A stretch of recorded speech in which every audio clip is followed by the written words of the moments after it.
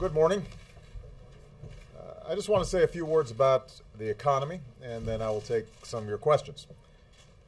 Today we're fighting back from the deepest economic crisis since the Great Depression. After losing jobs for 25 months in a row, our businesses have now created jobs for 27 months in a row, 4.3 million new jobs in all. The fact is, job growth in this recovery has been stronger than in the one following the last recession a decade ago. But the hole we have to fill is much deeper, and the global aftershocks are much greater. And that's why we've got to keep on pressing with actions that further strengthen the economy. Right now, one concern is Europe, which faces a threat of renewed recession as countries deal with a financial crisis. Obviously, this matters to us because Europe is our largest economic trading partner.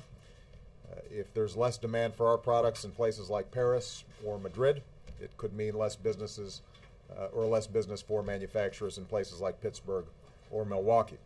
The good news is there is a path out of this challenge.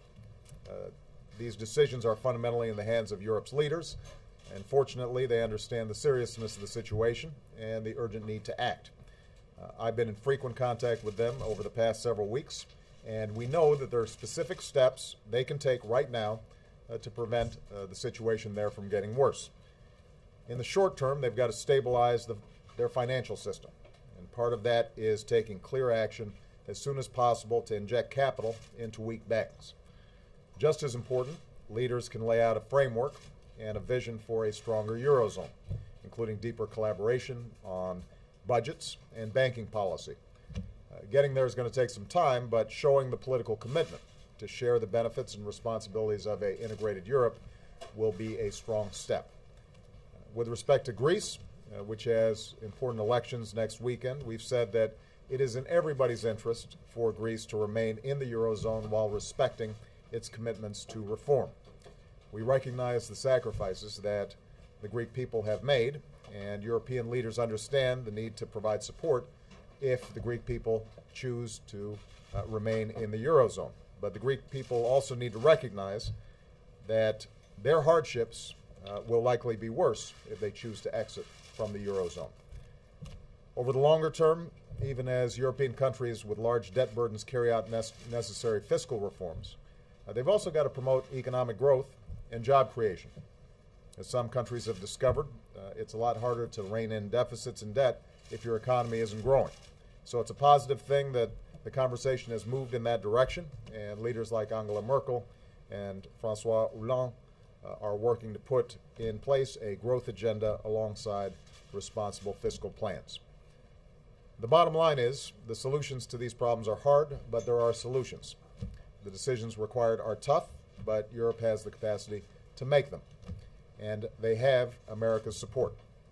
Their success is good for us, and the sooner that they act, and the more decisive and concrete their actions, the sooner people and markets will regain some confidence, and the cheaper the costs of cleanup will be down the road. In the meantime, given the signs of weakness in the world economy, not just in Europe but also some softening in Asia, it's critical that we take the actions we can to strengthen the American economy right now. Last September, I sent Congress a detailed jobs plan full of the kind of bipartisan ideas that would have put more Americans back to work. It had broad support from the American people. It was fully paid for. If Congress had passed it in full, we'd be on track to have 1 million more Americans working this year. The unemployment rate would be lower. Our economy would be stronger. Of course, Congress refused to pass this jobs plan in full. They did act on a few parts of the bill, most significantly the payroll tax cut that's putting more money in every working person's paycheck right now, and I appreciate them taking that action. But they left most of the jobs plan just sitting there. And in light of the headwinds that we're facing right now, I urge them to reconsider, because there are steps we can take right now to put more people back to work. They're not just my ideas. They're not just Democratic ideas. They're ideas that independent, nonpartisan economists believe would make a real difference in our economy. Keep in mind that the private sector has been hiring at a solid pace over the last 27 months. But One of the biggest weaknesses has been state and local governments, which have laid off 450,000 Americans. These are teachers and cops and firefighters. Congress should pass a bill putting them back to work right now, giving help to the states so that those layoffs are not occurring. In addition, since the housing bubble burst, we've got more than 1 million construction workers out of work. There's nothing fiscally responsible about waiting to fix your roof until it caves in. We've got a lot of deferred maintenance in this country. We could be putting a lot of people back to work, rebuilding our roads, our bridges, some of our schools. There's work to be done. There are workers to do it. Let's put them back to work right now. The housing market is stabilizing and beginning to come back in many parts of the country, but there are still millions of responsible homeowners who've done everything right but still struggle to make ends meet.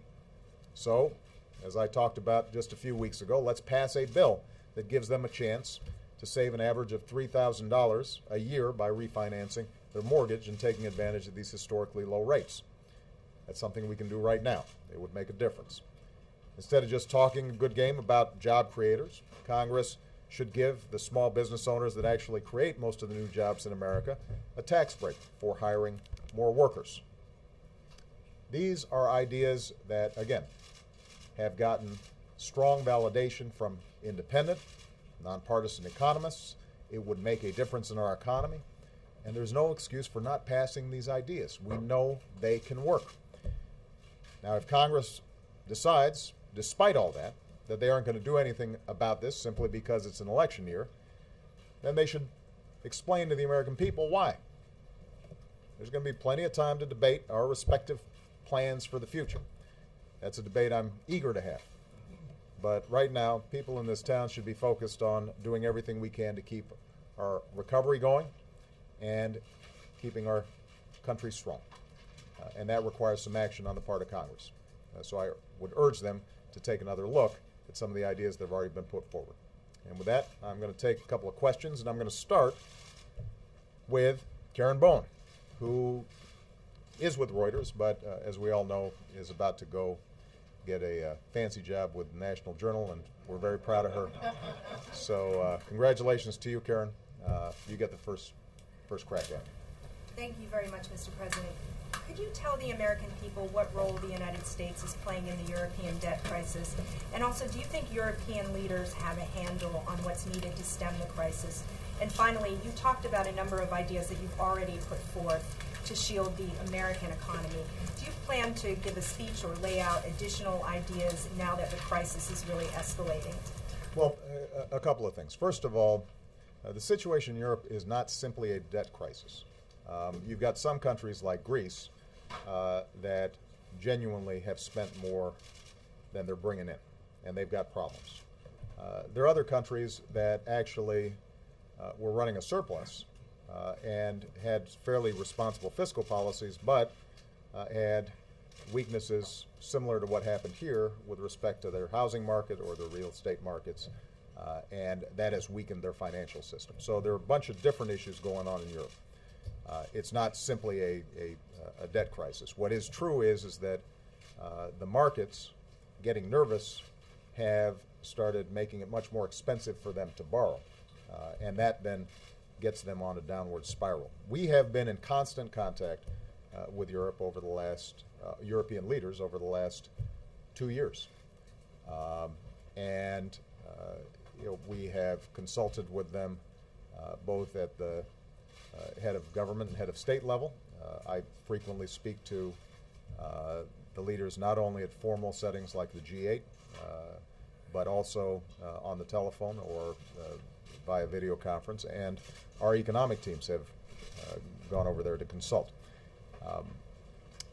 As I said in my opening remarks, the challenges they face are solvable. Right now, their focus has to be on strengthening their overall banking system, much in the same way that we did back in 2009 and 2010, making a series of decisive actions that give people confidence that the banking system is solid, that capital requirements are being met, that various stresses that may be out there can be absorbed by the system. And I think that European leaders are in discussions about that, and they're moving in the right direction. In addition, they're going to have to look at how do they achieve growth at the same time as they're carrying out structural reforms that may take 2 or 3 or 5 years to fully accomplish. So countries like Spain and Italy, for example, have embarked on some smart structural reforms that everybody thinks are necessary. Everything from tax collection to labor markets to a whole host of different issues. But they've got to have the time and the space for those steps to succeed. And if they are just cutting and cutting and cutting, and their unemployment rate is going up and up and up, and people are pulling back further from spending money because they're feeling a lot of pressure. Ironically, that can actually make it harder for them to carry out some of these reforms over the long term. So I think there's discussion now about, in addition to sensible ways to deal with debt and government finances, there's a parallel discussion that's taking place among European leaders to figure out how do we also encourage growth and show some flexibility to allow some of these reforms to really take root. Now, keep in mind that this obviously can have a potential impact on us because Europe's our largest trading partner. The good news is that a lot of the work we did back in 2009 and 2010 have put our financial system on a much more solid footing. Our insistence of increasing capital requirements for banks means that they can absorb some of the shocks that might come from across the Atlantic. Folks in the financial sector have been monitoring this carefully, and I think are prepared for a range of contingencies.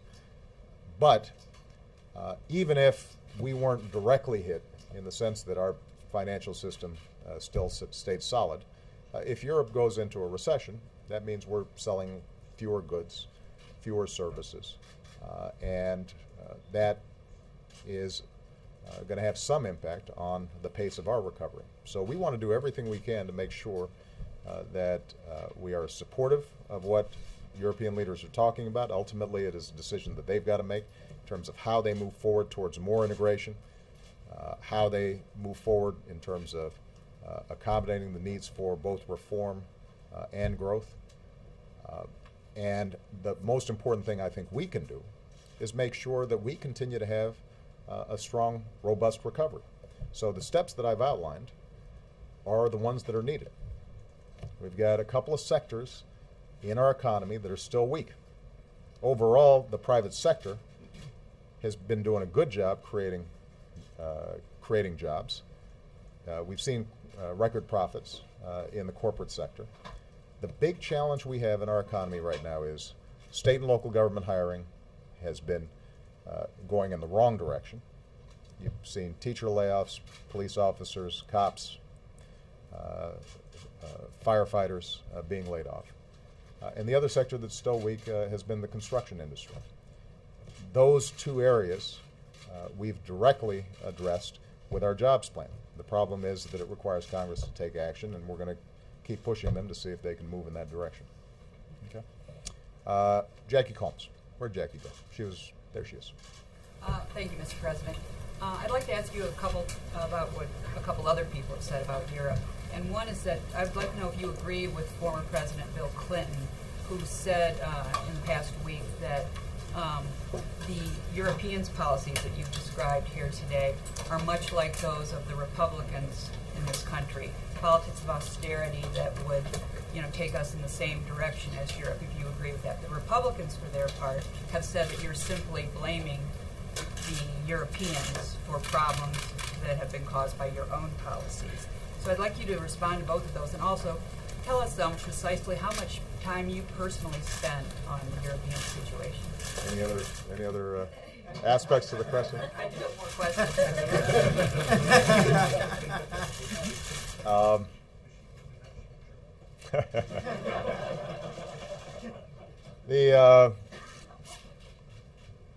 First of all, in terms of the amount of time I spend, I think it's fair to say that over the last 2 years, I'm in consistent discussions with European leadership and consistent discussions with my economic team. This is one of the things that's changed in the world economy over the last 2 or 3 decades, is that this is a global economy now. And what happens anywhere in the world can have an impact here in the United States. Certainly that's true after the kind of trauma that we saw in 2008 and 2009. And you know, if you think about the situation in Europe, they're going through a lot of the things that we went through back in 2009, 2010, where we took some very decisive action. The challenge they have is they've got 17 governments that have to coordinate. 27 if you count the entire European Union, not just the Eurozone. So imagine dealing with 17 Congresses instead of just one. That makes things more challenging. But you know, what we've tried to do is to be constructive, to not frame this as us scolding them or telling them what to do, but to give them advice in part based on our experiences here in having stabilized a financial situation effectively. And you know, ultimately, though, they're going to have to make a lot of these decisions, and so what we can do is to prod, advise, suggest, but ultimately they're going to have to make these decisions. Now, in terms of characterizing the situation over there, what is absolutely true, this is true in Europe and it's true here in the United States, is that we've got short-term problems and long-term problems. And the short-term problems are, how do we put people back to work? How do we make the economy grow as rapidly as possible?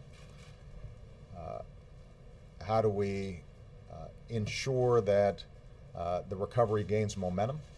Because if we do those things, not only is it good for the people who find work, not only is it good for families who are able to pay the bills, but it actually is one of the most important things we can do to reduce deficits and debt. It's a lot easier to deal with deficits and debt if you're growing, because you're bringing in more revenue and you're not spending as much because people don't need unemployment insurance as much. They don't need other programs that are providing support to people in need because things are going pretty good.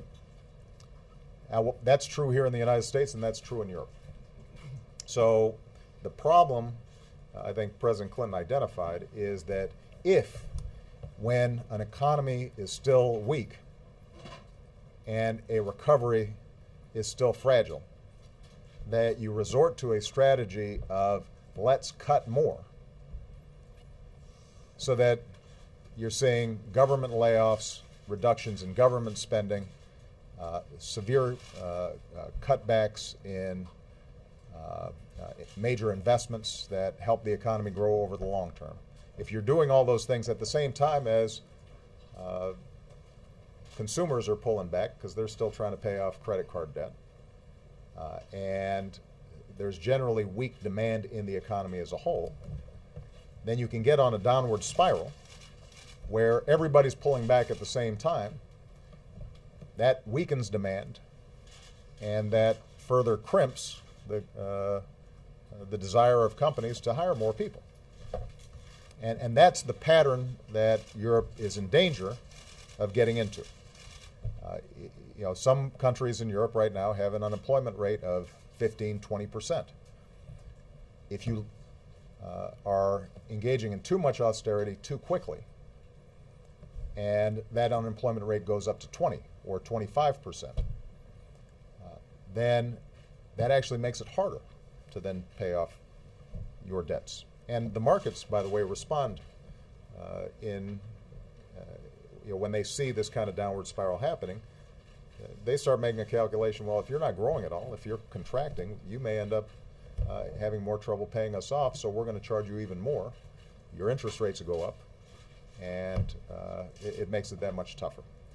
So, I think that what we want both for ourselves, but what we've advised in Europe as well, is a strategy that says, let's do everything we can to grow now, even as we lock in a long-term plan to stabilize our debt and our deficits and start bringing them down in a steady, sensible way. And by the way, that's what we proposed last year. That's what's proposed in my budget. What I've said is, let's make long-term spending cuts.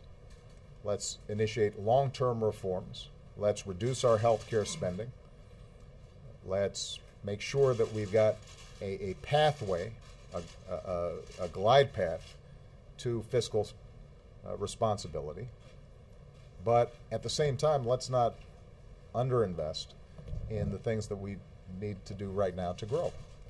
And that recipe of short-term investments in growth and jobs with a long-term path of fiscal responsibility is the right approach to take for, I think, not only the United States, but also for Europe.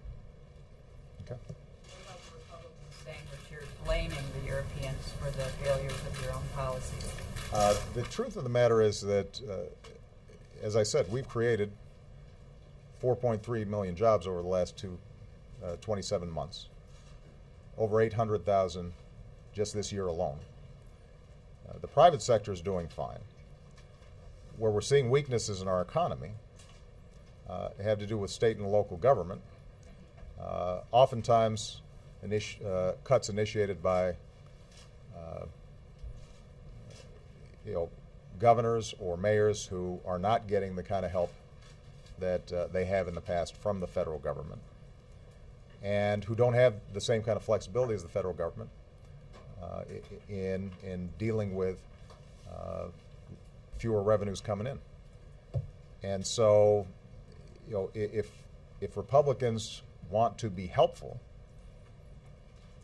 if they really want to move forward and put people back to work, what they should be thinking about is, how do we help state and local governments, and how do we help the construction industry? Because the recipes that they're promoting are basically the kinds of policies that would add weakness to the economy, would result in further layoffs, would not provide relief in the housing market, and would result, I think most economists estimate, in lower growth and fewer jobs, not more.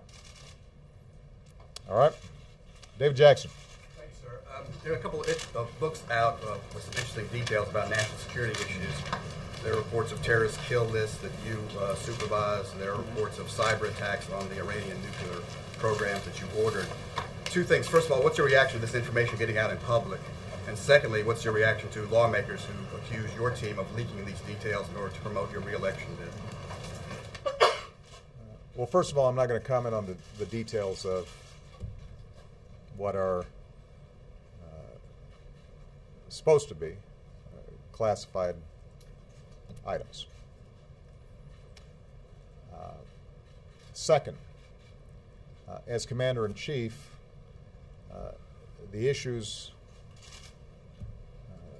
that you've mentioned touch on our national security, touch on critical issues of war and peace, and they're classified for a reason,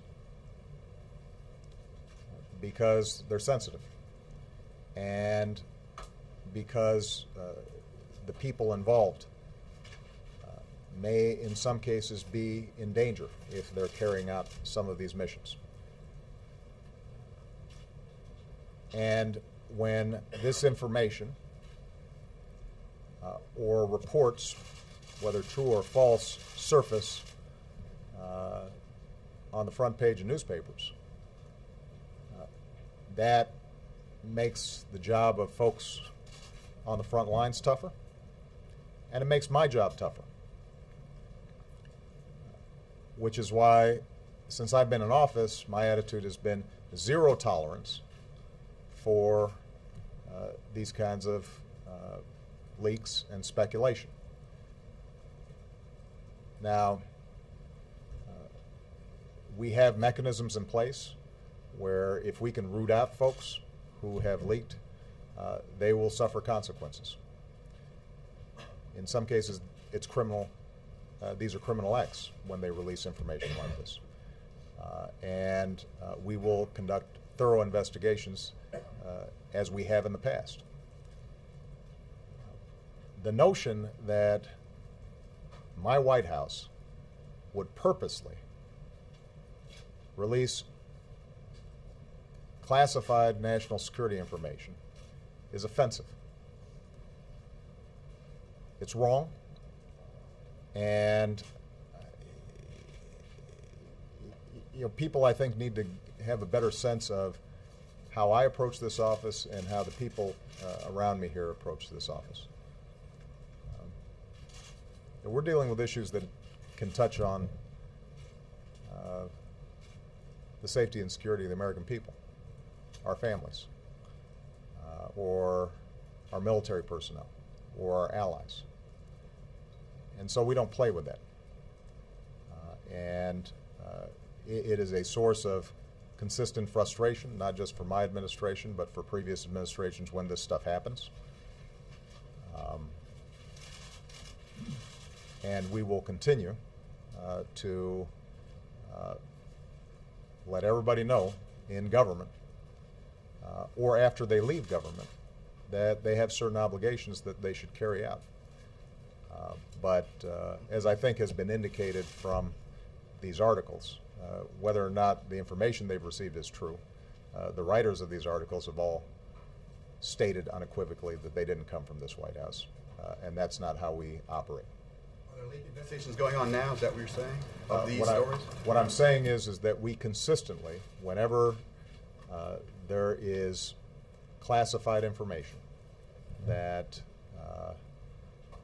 is put out into the public, we try to find out where that came from. All right? Okay. Thank you very much, everybody. Thank you.